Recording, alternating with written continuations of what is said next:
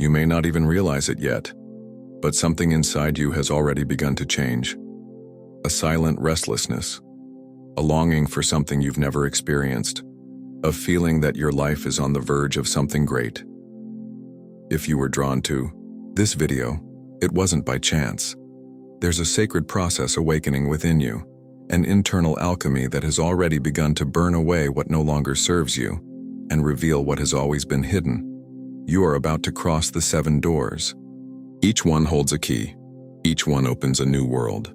And if you have the courage to follow through, the person who emerges on the other side will never be the same. Are you ready? Because the first door is already open. The first door, the call of the void at first. Everything seems to fall apart. What once made sense no longer satisfies. The people who once meant everything now seem distant. There's a void, and this emptiness frightens you. It makes you question yourself, blame yourself, try to fit back into places where you no longer fit. But what you haven't yet understood is that this emptiness didn't come to destroy you. It came to prepare you. The first door only opens when you accept the silence that comes with the end. This moment is like the dark night of the soul. It's when you feel alone, aimless, as if no one else can understand what's going on inside. But it's at that exact moment that something sacred happens. The old begins to crumble. Everything you thought was you begins to unravel. And it's painful, yes, because it requires letting go. It requires letting go of stories you've carried your entire life. It requires acknowledging that you're no longer the same person, and perhaps never were. But the beauty lies precisely there, because only when everything breaks can you begin to build from scratch. Only when you accept the end can the beginning be born. This first door is the most difficult, because it's not visible. It only reveals itself to those who surrender. It requires you to abandon the need to have all the answers and embrace the mystery. And this mystery, even if it seems dark, is the fertile ground for transformation. Because those who don't allow themselves to die are never reborn. And now I ask you sincerely, have you ever felt that emptiness? Have you ever sensed that something was about to change, even without knowing what? If so, then the first door has already been crossed. You are more ready than you think. The second door. The broken mirror after. The emptiness sets in and the first door opens. Something unexpected happens. You begin to see yourself as never before. But the reflection that appears isn't the one you'd like to see. It's distorted, fragmented, like a broken mirror. The second door confronts you with all the versions of yourself that have been rejected, forgotten, or disguised to please others. It's a plunge into the discomfort of looking at yourself raw, without masks, without filters, without pity, because only by facing what you've tried to hide does your true strength begin to emerge. This moment is often the most emotionally challenging, because it forces you to look fear, shame, and guilt in the eye. You begin to remember everything you swallowed silently, everything you pretended didn't hurt, all the times you sacrificed yourself to be accepted. The second door isn't kind, it reveals. And what it reveals isn't always pretty, but it's necessary. Because in this broken mirror, you find the pieces of your power, your truth, your forgotten essence. Each crack is a story. Each piece is a chance for reintegration. You might even want to run away at this stage, deny it, go back, pretend none of this is happening. But the truth is, once the mirror is shown, there's no unseeing. You've seen it. You've felt it. You've recognized it. And this transforms you even if it hurts. Because it's in this confrontation that your true identity begins to form. Not the identity they gave you, but the one you choose to embrace now consciously. It's a process of undoing in order to remake, of stripping yourself of what was imposed and putting on yourself. Many people give up here. It's easier to return to the familiar zone than to face the chaos of rebuilding. But if you've reached this door, it's because within you lies something greater than fear. There's a calling for truth, for wholeness, for meaning. And only those who have the courage to go through this phase are able to discover a self-love that doesn't depend on anyone's validation. You begin to look yourself in the eye with respect, and that respect changes everything. Now I ask you, what did you see in your mirror? What tried and true truths have been ignored for too long? The second door is inviting you to accept each fragment as part of a divine whole. Your journey is not about perfection, but about authenticity, and that is the beginning of true power, the third door. The fire that purifies after facing the broken mirror. You feel an inner strength begin to grow. But this strength comes with a high temperature. It's the fire of the third door. A fire that doesn't destroy through cruelty, but purifies with purpose. This is the moment when the universe tests your surrender. Everything that isn't true begins to burn. Beliefs, relationships, habits, thoughts. Nothing escapes the flame that comes to clear the path. And this cleansing, though painful, is the greatest gift you can receive. Here, you begin to feel like you're being stripped from within. As if layers are being ripped away one by one. Your ego resists, your body reacts, your mind tries to protect itself. But the more you try to hold on to what needs to go, the more intense the fire becomes. Because fire only burns what is false, and that includes the roles you assume to survive, the forced smiles, the heavy silences, the desires that weren't yours. When you let it burn, you finally breathe. It's paradoxical, but liberating. This stage is marked by losses. Sometimes silent, sometimes painfully visible. People walk away. Doors close. And for a moment you wonder if you're going crazy. But behind every loss lies a liberation. What's leaving your life is exactly what was preventing you from accessing your deepest truth. Fire is wise. It makes no mistakes. It eliminates the excess to reveal the hidden jewel within you. And that jewel is your soul in its purest form. Many rebel against this process. They want answers. They want control. They want to burn only what hurts least. But fire doesn't negotiate, it comes with totality. And when you finally surrender, when you stop trying to control what needs to go, the heat begins to turn to light. You begin to realize that what seemed like the end was actually rebirth. Because fire doesn't weaken you, it forges you. Like gold that only shines after passing through the furnace, you begin to transform into something rare. And so I ask you, what are you trying to hold on to, even though you know you need to let go? What is still resisting the fire? Because while you try to hold on to what no longer serves you, your true self remains trapped in ashes. Let it burn. What is real will remain. The fourth door, the inner house, after the fire has done its work, and all illusion turns to ash, a different silence emerges, a profound silence, almost sacred. It is in this space that the fourth door reveals itself, the inner home. For the first time, you feel you can stop searching outside and turn inward.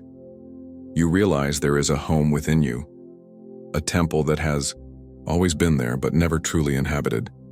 This door is about returning to yourself, to your essence, to the voice that has been muffled for years out of fear, haste, or distraction. Here, you begin to listen more attentively, not to the world, but to your own heart. It doesn't shout, it whispers, and these whispers bring truths you've never had the courage to hear. Truths like, this doesn't belong to you anymore. You don't need to sacrifice so much. You are already enough. The inner home is not a place of conquest. It is a space of rest, of welcome, of presence. In it, you don't need to perform, prove, or conquer. You simply are. But being inside this house demands something precious: time, intimacy with oneself, pauses, silence. And this, for many, is unbearable, because silence also reveals everything that has been ignored. Old pains, forgotten memories, stifled desires. And that's where most try to escape. They occupy themselves, distract themselves, run back to the outside world. But those who endure remaining, those who accept looking at the dusty furniture of the soul, discover that within lies a beauty indescribable. The inner home is where your wisdom resides. It's where your intuition lives, where your true dreams rest, waiting for the right moment to blossom. It isn't built overnight. It is revealed, little by little, as you stop running from yourself. And when you sit within it, in silence, you feel something you haven't felt in a long time. Peace. A peace that doesn't depend on anything outside. A peace that springs from reconnecting with what is true. So I invite you now, close your eyes. Take a deep breath, feel the ground beneath your feet, and ask yourself, have I been inhabiting my inner home, or have I been living as a guest within myself? The answer will come, and it will be the map to the fifth door. The fifth door, the encounter with the shadows. You cross the inner house, you begin to explore rooms that were previously locked, and there, in the less illuminated parts of your being, you encounter what many avoid, your shadow. The fifth door is the most intimate and challenging portal. It invites you to face head-on everything you've rejected within yourself. Your jealousies, your resentments, your traumas, your flaws. Everything that was hidden to appear acceptable. Everything that was buried to be loved. And it is in this encounter that true liberation begins. The shadow is not your enemy. It's not there to destroy you, but to integrate you. Most human suffering comes from the constant attempt to be only light, to deny the dark side, to pretend there's no pain or contradiction within us. But denying the shadow is denying half of yourself. And what's denied controls you. It's in the loving acceptance of your darkness that you find balance, not to justify what was done, but to understand, heal, and transmute. This process can be intense. You'll encounter painful memories, shameful attitudes, and parts of yourself that still harbor anger, fear, or need. But instead of punishing yourself, you begin to embrace, and this embrace is revolutionary. Because where there was once guilt, compassion is born. Where there was once rejection, understanding is born. And where there was once pain, forgiveness begins to blossom. Not a forced forgiveness, but one that emerges naturally from an honest look at your own history. The shadow also holds forgotten gifts. Often it's where your creative power, your sensitivity, and your strength lie. Everything that was considered wrong in childhood or inadequate by society ended up hidden in the darkness. But now with maturity and awareness, you can reclaim what has value and let go of what no longer serves you. You stop fighting yourself and start walking alongside yourself. And this internal reconciliation transforms everything. So, take a deep breath. Look within. What's there that you haven't yet had the courage to embrace? What part of you has been silenced for fear of rejection? The fifth door invites you to make peace with your darkness, because only those who embrace their own shadow are able to radiate true light. The sixth door, the leap into the invisible after. Looking the shadow in your eyes and embracing everything that seemed unforgivable, you begin to realize that something has shifted within you. There's more space, more lightness, but also more silence. It's as if everything is ready for something new. But the new hasn't arrived yet. It's at this moment that the sixth door appears, and it doesn't open with a click. It only opens when you jump, even without seeing the ground. The sixth door is the leap into the invisible. It's trusting without guarantees. It's walking, even without knowing where it will lead. This leap is one of the scariest steps in the process, because up until this point, everything had some logic, some sign, some understanding. But now, all you have is a feeling, a voiceless call, an impulse you can't explain. Your mind will scream. It will demand explanations. It will want reassurance. But your heart whispers, go. And it's this whisper that needs to be heard now, because it comes from a place deeper than fear. It comes from your soul, and it already knows the way. Here you'll need to trust in something greater than control. You'll need to let go of certainties, pre-established paths, and approval. You'll need to accept that you don't have all the answers. And that's okay. Because at this point in your journey, it's not about knowing, it's about feeling. It's about allowing the unknown to show you what you could never imagine on your own. The leap into the invisible is the beginning of true surrender. This phase can manifest itself in many areas of life. Important decisions, ruptures, changes of direction, abandonment of old identities. Sometimes, it will be necessary to leave behind something that once felt comfortable, but no longer resonates with who you are becoming. And yes, there will be doubts. There will be days when everything feels like a mistake. But there will also be signs, small, discreet, but clear, that you are being guided. And each step taken into the invisible will be rewarded with more clarity, more truth, more connection. So I invite you, what leap are you putting off for fear of falling? What movement does your heart urge, but your mind freeze? The sixth door isn't rational, it's sensory. It only reveals itself when you close your eyes and go. Because it's in flight that you realize you've never been without ground. The ground has always appeared with every step. The seventh gate, the coronation of silence reaching the seventh door, is not a destination. It is a consecration. It is the moment when everything you have experienced, the void, the mirror, the fire, the house, the shadow, the leap, aligns within you in silence. There is no party. There are no fireworks. The seventh door does not open with noise. It opens with stillness, with a peace so profound it borders on the sacred. It is the door to wholeness, to full presence, to the I am that no longer needs to prove itself, defend itself, or hide.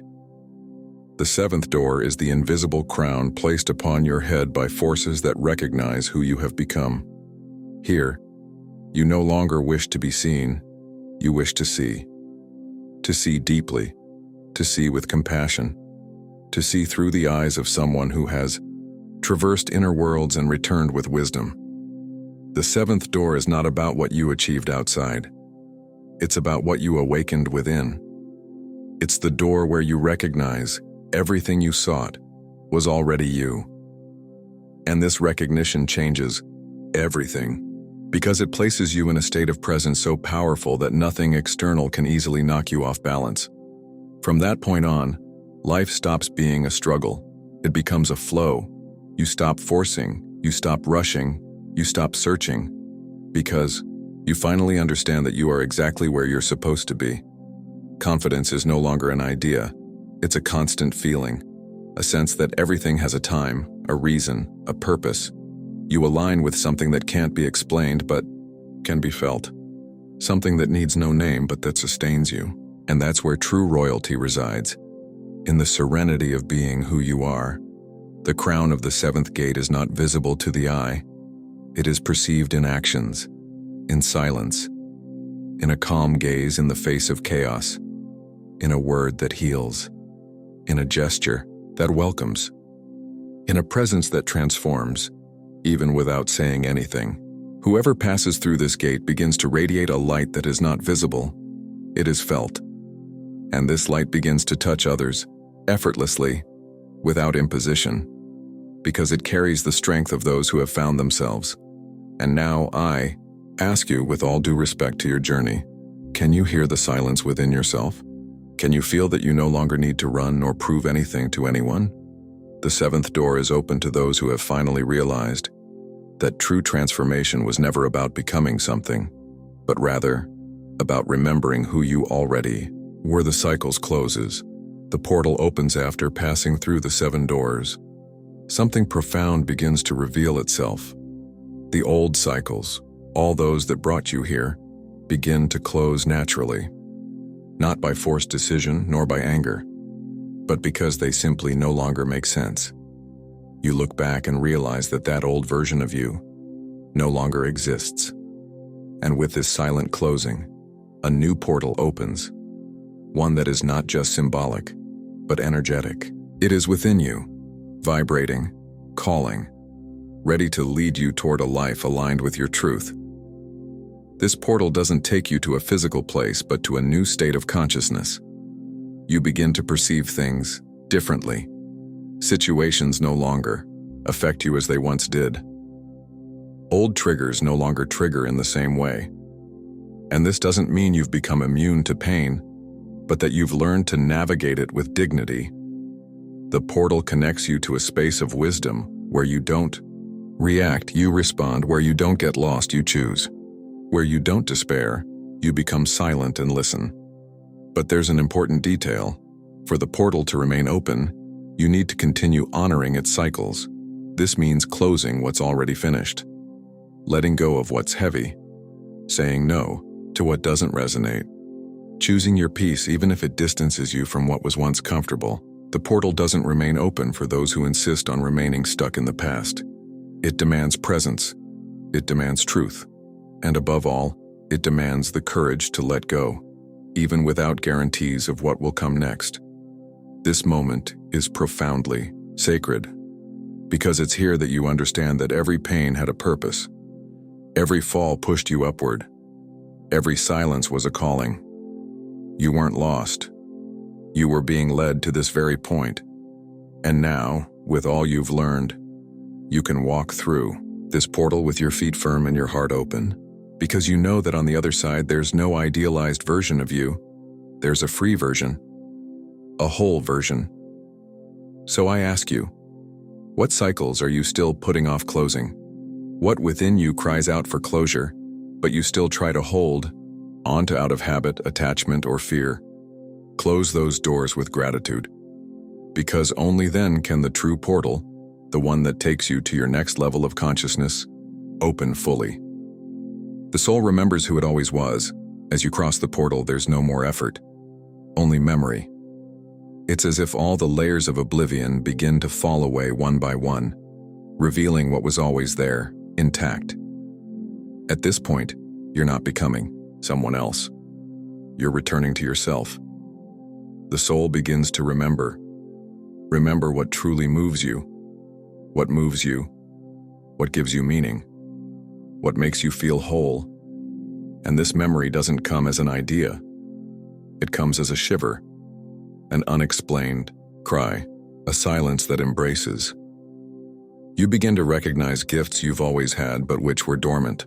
You begin to feel a strength that isn't physical but sustaining, a clarity that comes not from the mind but from the soul. And this clarity shows you that you no longer need to fit into any expectations, that you can be who you are without guilt, without fear, without needing to justify yourself. Remembering your soul reconnects you with your mission, with your essence, and with that which no loss, rejection, or pain has been able to erase. But this process isn't linear. Some days you'll feel deeply connected. Others, it may feel like you're back where you started. And that's okay, because remembering who you are doesn't happen all at once. It's like a dance. You move forward, you retreat, you breathe, you feel. The important thing is that you now know the way back, and no one can take that away from you. Not doubt, not chaos, not fear, because something inside you has already awakened, and that awareness way doesn't fade. When your soul begins to remember, you also begin to recognize others on this same journey. Connections change, bonds are refined. You sense who resonates with you and who no longer does. And you learn to respect this with maturity, because it's no longer about forcing, pleasing, or holding back. It's about allowing yourself to flow with what's alive. And in this flow, answers arrive. Opportunities arise. Miracles happen. So, stop for a moment. Close your eyes. Feel. What inside you feels familiar, even though you've never experienced it. What makes your heart flutter even without logical reason? That's your soul remembering, and that memory is the most faithful compass you can follow. Pain was the access code. You may not have realized it while you were alive, but now, looking back, everything begins to make sense. The pain you thought would destroy you was exactly what opened the Oreo sur first crack. It was what broke the shell. It made the ground tremble, it pushed you inward. The pain didn't come as punishment. It came as an access code, a sacred password to enter places inside you that would otherwise never be visited. And now you know, everything that hurt served its purpose. No one chooses to suffer. No one asks to be broken. But sometimes, you have to break to rebuild. You have to go through loss, loneliness, rejection, to awaken something that was dormant, something that only pain can touch. Because it's when the outside world crumbles that the soul finally hears itself. It's when there are no more distractions, no more achievements, no more promises of easy happiness, that the true inner work begins. And this work is divine. It's sacred. It's your rebirth. Pain teaches you to listen. It teaches you to slow down. It teaches you to look at what you used to avoid. And in that gaze, a silent strength emerges. You learn to bear what seemed unbearable. You learn to embrace yourself. You learn to never abandon yourself again. And in this process, you grow, even without realizing it, even without wanting to. Because pain, when experienced with awareness, doesn't just leave scars, it leaves wisdom. Today, perhaps you'll be grateful for things you once cursed.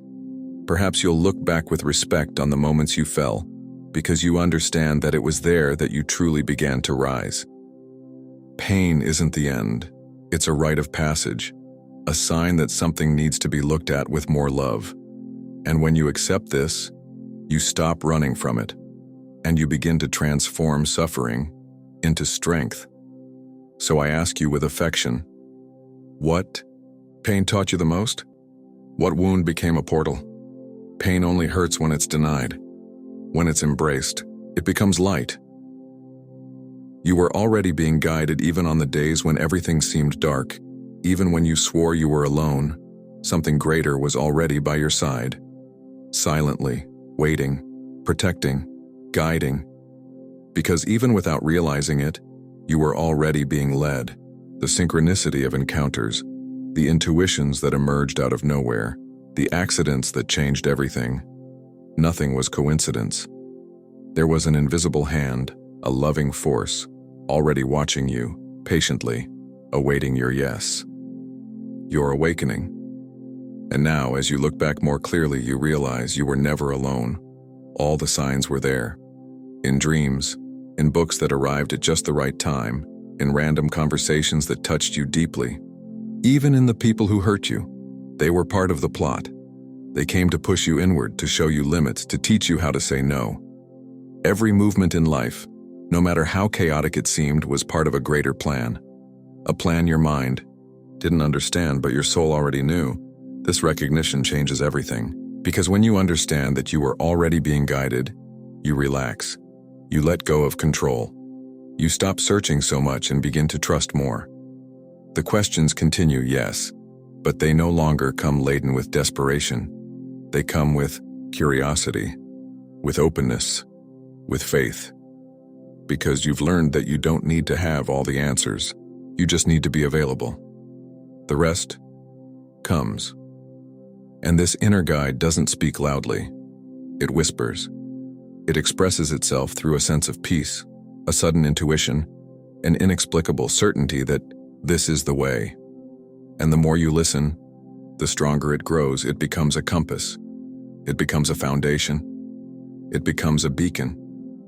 No matter how turbulent the world outside may be, within, there is a point of unshakable peace. And it is this point that now guides your steps. So breathe, be silent, and feel. At what point in your life have you felt most protected, even without understanding how? What decision have you made on impulse but later realized was exactly what you needed? This is you being guided, and from now on, this guide no longer needs to be silent.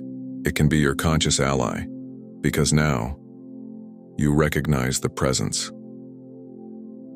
The light you were looking for was within you. For a long time you searched. In books, in people, in paths, in promises. You searched for someone to tell you what to do, to validate you, to show you a direction. But the more you searched outside, the more you felt an emptiness grow within. Because the truth is, No external light can illuminate what only reveals itself in the silence of the soul. And now, after so many doors, so much pain, so much surrender, you begin to realize the light you so desperately sought was always within you. This light doesn't shout, it doesn't appear in the spotlight. It's discreet, yet firm. It's that silent feeling of being at peace with yourself, even when the world is at war. It's that sudden certainty that arises in your chest, even without explanation. It's the sparkle in your eyes when you do something that comes from your truth. This light is your most honest guide, and it has never been extinguished. It has simply been overshadowed by the voices of the world, by its demands, by its haste, by its wounds. Now, with everything you've experienced, it begins to shine again. And not because someone lit it, but because you removed what covered it.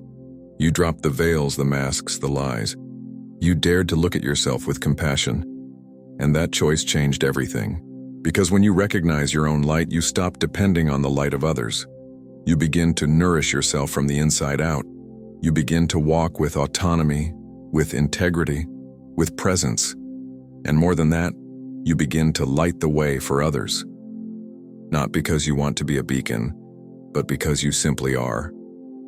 Your presence begins to touch, to inspire, to calm, not through effort, but through resonance. Because when someone recognizes their own light, they become a mirror for those still lost in the darkness.